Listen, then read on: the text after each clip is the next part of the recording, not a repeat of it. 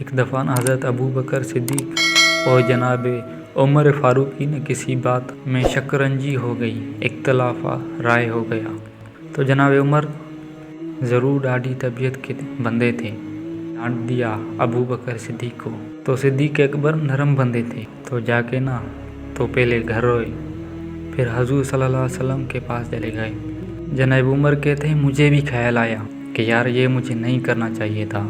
تھوڑی دیر کے بعد اچھے لوگ جو ہوتے ہیں ان کا غصہ جلدی اتر جاتا ہے۔ کہتے ہیں میں نے جا کے جناب صدیق اکبر کے دروازے پہ دستک دی تو پتہ چلا کہ وہ گھر ہی نہیں۔ سمجھ گیا، میں ڈر گیا، میری ٹانگیں کانپنے لگی۔ کیوں ڈر رہے ہو عمر؟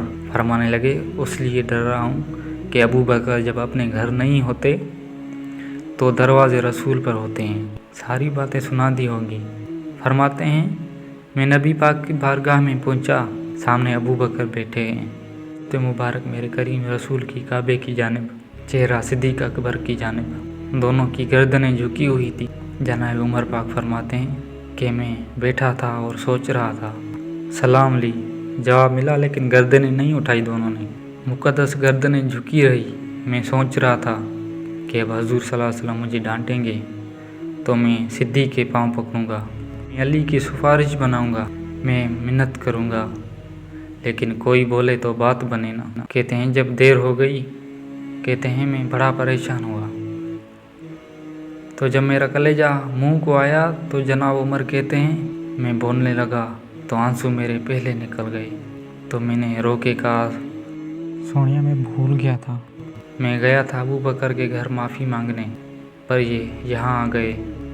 میرے رسول پاک صلی اللہ علیہ وسلم کی یہ اصل لفظ آپ کو کتاب میں ملیں گے، آپ طبقات ابن سعد اٹھا کر دیکھیں۔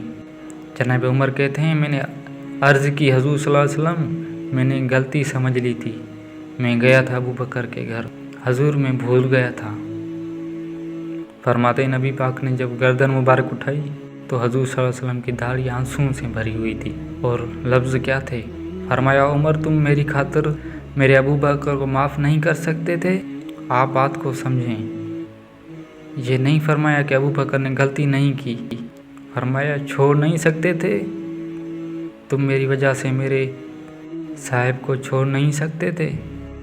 پھر حضور نے فرمایا عمر یہ سارا مکہ تلواریں لے کے مجھے قتل کرنے آتا تھا، یار یہ اکیلا تھا، اس نے کھول کے بازو کہا تھا کہ جو حضور صلی اللہ علیہ وسلم تک جائے گا میری لاش سے گزر کر جائے گا۔